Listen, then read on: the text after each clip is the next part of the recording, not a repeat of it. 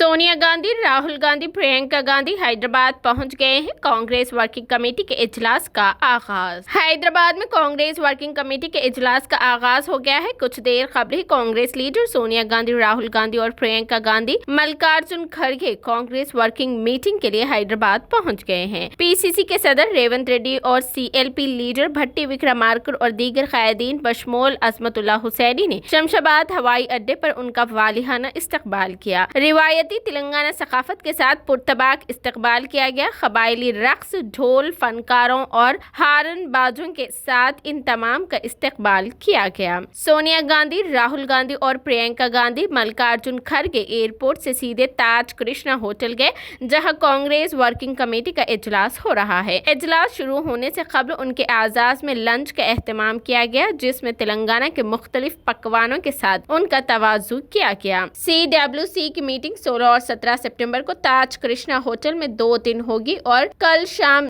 टकुगुड़ा में जलसे आम होगा, जिसमें सोनिया गांधी तेलंगाना अवाम के लिए 6 जमानतों का ऐलान करेगी।